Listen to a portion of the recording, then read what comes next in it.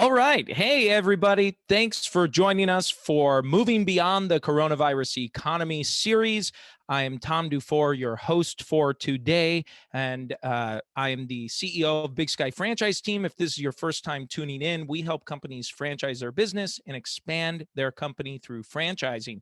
And today's episode is part of our it is a regular monthly occurring session that we've been doing now for, goodness, coming up on about a year, which is crazy to think. We've been doing this for almost 12 monthly episodes.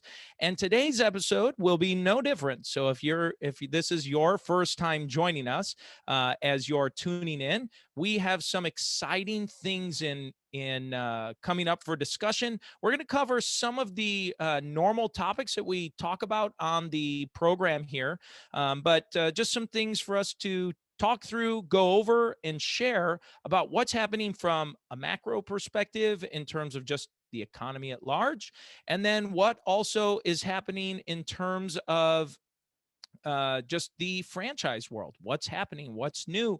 What's happening? And what should you be aware of as you're expanding and growing your franchise? So I will share my screen with you and get this information underway. Thank you all again for joining us. I see we've got a few folks who have dialed in, and looking forward to getting going. So let me share my screen, and we're going to jump right into this. By the way, is the audio okay? I think it should be, but just in case, if the audio is not okay, let me know. All right. Let's see. And as with a live event, I guess is how you know it's live here. We're struggling a little bit with sharing my screen. Here we go. Okay. So this is the first graph we like to talk about and share, and this is one of my favorites from a macro perspective. So this is from the Institute for Supply Management, and this goes over and showcases what's happening in the manufacturing segment. This is the Purchasing Managers Index, and so the Purchasing Managers Index showcases what's going on. And just as a recap here, when the Purchasing Manager Index is above 50%, it means that purchasing managers are growing. It's the manufacturing kind of break-even line, and it says it here if you can see that. And then you have that 43% for the break-even line for the overall economy. So this is what's been going on a month-by-month basis, and we can see for last month, for June, it was at 60.6%. So just another boom session. Probably not all that surprising, given anyone in business is seeing backup everywhere for manufacturing, for just raw goods, manufacturers, parts, supplies. Everything seems to be backed up. Lumber, all kinds of different things. But this is just confirming what you're seeing. So we're showing that this is growing. And for me, why I like this as an indicator is because when manufacturing is doing well, it tends to be a good indicator of where things are going the next 6 to maybe 24 months. What's happening? So the fact that we see that this is growing right now probably means by the end of the year and into the first of next year, things are still going to be cooking and looking positive. And maybe even a year from now, we'll still see that positive change there. So this is the Purchasing Managers Index for manufacturing. Now, let's take a look at services. So services, I'm zooming in here. Hopefully you can see this. Had another win of a month.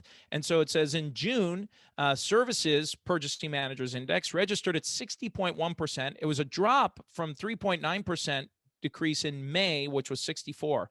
The reading indicates the services grew for the 13th consecutive month after 2 months of contraction. And I love this, and 122 months of growth before that. So other than essentially these 2 months during the thick of the pandemic, the services sector has grown for over 10 years, other than those two months. And again, a reading above 50% indicates the services sector economy is generally expanding. Below 50% indicates that the services sector is generally contracting. So again, we're largely a services-driven largely services-driven economy here in the U.S. So this is another positive sign that we continue to see this expand. And real quick, back on manufacturing, I'm sure you recall this, but one of the reasons that manufacturing is so critical is because every dollar spent in manufacturing has a far greater impact on its community and the business community at large than any other industry does. So that's why manufacturing is such a big deal to take a look at. And then this is the Institute for Supply Management, their newest report, which is the hospital that talks about healthcare and the health industry. And so you can see this is had a 63.1% growth rate in June. So it grew and increasing 1.8 percentage points from May reading of 61.3, indicating a 13th consecutive month of growth. The business activity index decreased slightly in June compared to May. The employment index returned to expansion territory after contracting in May. So all things growing in these sectors, which is a good thing. Want to talk about the unemployment rate. So we talked about this before. So unemployment is just interesting to make note of, but the employment rose by 850,000 in the month of June, and the unemployment rate really didn't change, stayed about the same at 5.9%. And it probably didn't change because more people are coming back into the workforce as folks are becoming employed. And so you can see the non-farm payroll on the right, on this right chart here that I'm circling, and you can see that the steady increase in employment here. And I know one of the challenges that businesses are saying, that my clients are saying, that I'm seeing, that we're seeing just at a micro level, that it's just hard finding talent right now. It's hard finding people who want to show up to work, people who want to get things going and keep things moving. Now, part of the challenge, talking about jobs and employment and finding people, which, by the way, of course, is one of the reasons why we franchise our business anyway, because franchising helps solve that issue of placing the responsibility back on the individual owner operators to find those local employees.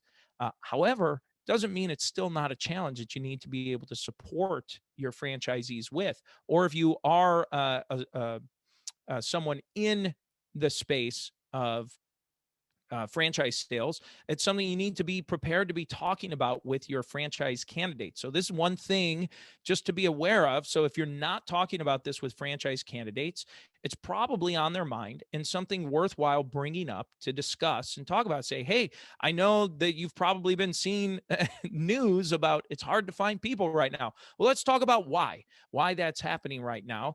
And so this is from the U.S. Chamber of Commerce. It was released 2 days ago. But the biggest issue, it says here, right, opening line says it all. I'll zoom in on this so you can see it. The biggest issue facing the economy this summer is a shortage of workers going back to open jobs. The U.S. in a recent op-ed, the U.S. Chamber President Suzanne Clark said solving the worker shortage must be the number one priority. And in June, the U.S. Chamber and Chamber Federation launched the America's Works campaign. But what they said here, if we scroll down a couple paragraphs, at the end of May, there were over 9.2 million job openings in the economy, mostly steady since the end of April, with a slight increase of about 16,000 openings, which is incredible. So the 9.2 million openings in May is an all-time record, smashing the pre-pandemic record of 2 million openings. Wow. So big, I mean, I can't say I'm surprised. You're probably not either, right? When you shut an economy off and you stop, you just like turn the crank and shut it off, and workers and businesses don't have income. They can't afford to pay anything or very minimal. So workers are let go or forced to be let go. And now you crank things back on, you crank you open the valve again, and now all of a sudden, boom, we have to hire. Demand came back almost immediately, and the supply for that demand is going to take some time. So just like these job openings, it's easier to cut a job than it is to fill one. And so now we're finding, here we are, we've got these unfilled positions, and a worker who's willing to work kind of has their pick of the litter. It's really, really interesting. I can tell you from a personal experience, my brother just went through a job transition, and literally in 3 days of searching had 4 job offers in writing, at higher salaries, higher bonus opportunities than he had previously, which is incredible. So anyway, nothing that you probably aren't, or as a small business owner, you probably are well aware of this, but it's just maybe comforting, I guess, reassuring that at least you're not alone and that this is something that's happening here. Okay, let's talk about franchising and dive into what's going on in the franchise world. And I can tell you by the way, Franchise Insights is where we pull this next bit of data from. I love the data that they put together. They aggregate, they own a bunch of different franchise lead generation sites and portals, and they aggregate all of the data that they have and produce some really great reports and industry segmentation to share. And if you are not familiar, by the way, just something that I'll share my screen back in a second, but one thing that is happening in the franchise sales world right now is leads are slowing down. Last week in particular, it was really slow leading up to the 4th of July. So if you're in the franchise space and you notice that, hey, that's, definitely something that's happened here that we've noticed. And it's just a reminder that the third quarter, franchise sales typically just slow down. The summer months, people are on vacation. And especially right now, we've got this post-COVID just surge of demand of people wanting to get out, go places, visit family, take the vacations that they had meant to take last year and go do the things that they wanted to do and weren't able to. And so there's definitely some serious pent up demand. And so just keep that in mind as we're in July, coming into August, into really about mid-September, after we get through Labor Day and all the kids are back in school across the country, starting in early August through, right after Labor Day, when most kids at that juncture are all back nationally in school. And so that's when we'll see leads start to uptick after the kids are back. We get in a routine for a week or two, and then mid-September things start to pick up. So just keep that in mind as you're going through. For franchisors that are tuning in, I know I hear it from our clients every third quarter. It is the third quarter franchise blues for sure. It is a hard quarter to because you don't want to manufacture and just make up leads. And if you're a franchise sales professional, be thinking about what you could maybe be doing to maybe circle back to some older leads if leads are diminishing right now. If the new leads aren't coming in, maybe there's an opportunity to circle back to some old opportunities in the pipeline. So I'm going to go ahead and share my screen. A couple other points here. So I thought this was a really interesting data. This just came out about a week, 10 days ago. Franchise development contact attempt rates are at the highest since October of 2020. So the highest in about 9 months here. How many franchises that you inquired about attempted to contact you? So 63.5%. So about 2 out of every 3. So what they're saying here is that when a prospect inquires about a franchise opportunity, if they inquired about 3 franchises, 2 out of those 3 are following up with them, which is still crazy. Or they're saying that, all of them did. And then here, at least half, 21% said that at least half followed up with them. And 15.4% said none of them followed up with me. So if you think about that, that's still wild to think that a third of franchise inquiries are at best getting half followed up with at best, or not getting followed up with at all. So it's nice to see that this is going up. That means franchise development folks and franchise salespeople are doing what they're supposed to be doing, following up, making those follow-up calls, emails, text messages, sending that out to inquire. But I think that's interesting. How many franchises that you inquired about attempted to contact you? And so this green bar is all of them. The blue bar is none of them. So you can see how this has ebbed and flowed over the last 18 months. And you can see all of them It's always interesting to see how this ebbs and flows here, with activity that's going on. Um, look at we saw a dip last summer in terms of follow-up rates, and it's up here in June. So anyway, I thought that was interesting to point out. Um, this is just franchise inquiries, percentage of franchise listings by location. Where did I? Oh, here we go. Most active franchise categories over the last 90 days. I thought this would be helpful. So the percentage of total franchise inquiries over the last 90 days, which category are they in? Number one is home services. Number two is senior and healthcare. Number three is business services. Number four is food and restaurant. And by the way, we're seeing this increase food and restaurant. And if you're new to franchising, when the food and restaurant category in franchising is coming back and growing, which I'm seeing in our clients, I'm seeing new activity, seeing franchise sales starting to happen again in the restaurant space. That's a really good thing for all of us in franchising. Cleaning and maintenance is fifth, financial sixth, health and fitness seventh, retail, child related. By the way, child related is coming back. I'm seeing that start to pop out again and start to come back. I'm seeing that in some of our client activity, that this is definitely a growing segment right now. And then automotive. Biggest franchise category gainers. So sports and recreation coming back, automotive, look at education, look at that huge surge. So that there's the data that helps support what we're seeing on a very micro level of that coming back. Business services, travel and lodging, real estate, 136%, cleaning and maintenance, child related, another big boom. Health and fitness is coming back. Food and restaurant, there's food and restaurant, 94, almost 100% gain. And food and restaurant's a big deal because that category sits at about 10% of total inquiries. So to see about 100% increase is critical. All right, now here's a super micro little thing. If you are in franchise sales, folks, hopefully that's all of you tuning in. Here's a big thing for you to be aware of and to know what's going on.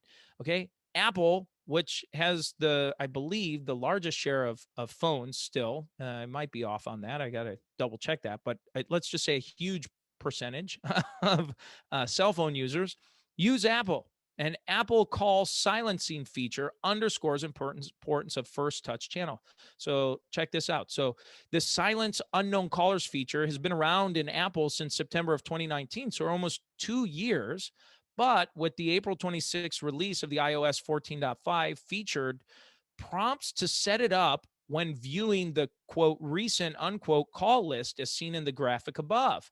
This development means that many consumers are not going to hear important calls from their banks or requested responses from franchise sales professionals or even calls from a friend or a family member unless they are already in contacts. Note that an unknown or an unwanted are used interchangeably in the prompt and in settings. So unwanted and unknown viewed as the exact same.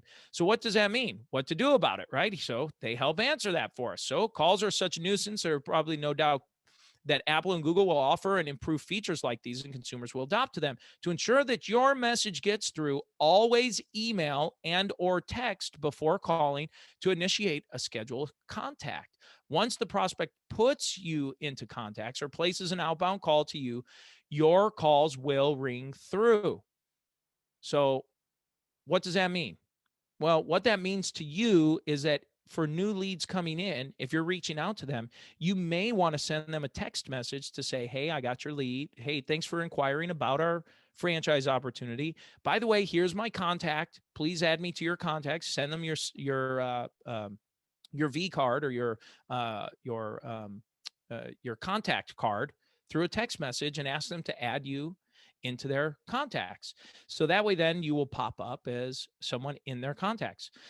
Send an email or text to make the initial contact and suggest that the prospect rings you back.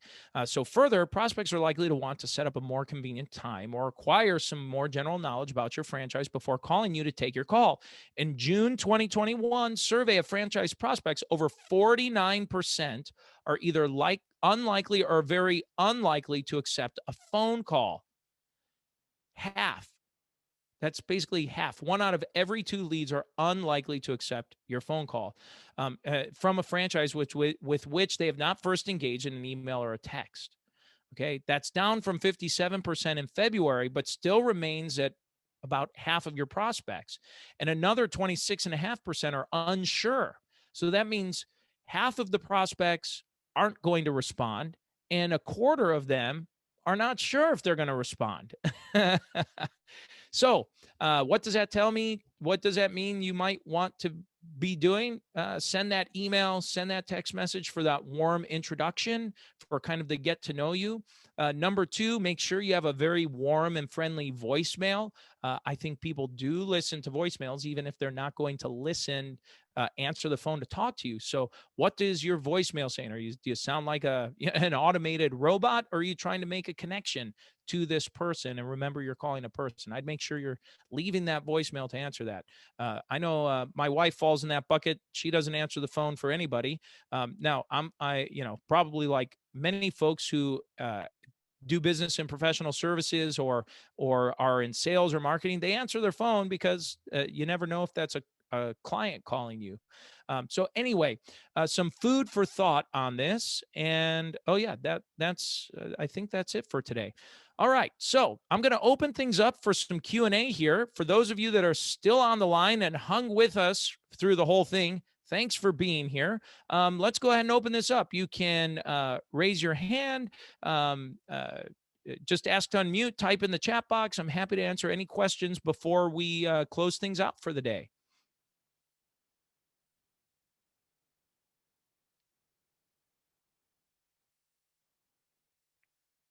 I will take silence as either you're busy and can't unmute and you've just been listening, or I just did such a great job. So thank you all for being here today. This was fantastic. This is the Moving Beyond the Coronavirus Economy webinar series we've been hosting since March of 2020, helping you to move beyond the coronavirus economy and to the next phase of growth for your business. I'm Tom DuFore with Big Sky Franchise Team.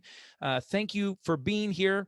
If, by the way, one other nugget, if you have not subscribed to our YouTube channel, please make sure you like and subscribe to that. We come out with new videos literally almost every day, usually short form, in addition to the replay of this. And then we also have a podcast you may be interested in subscribing to called Multiply Your Success, available on iTunes, Spotify, and any other major podcast platform. Thank you for being here. We look forward to having you back next week for our next session, and have a great weekend. Thank you, everyone.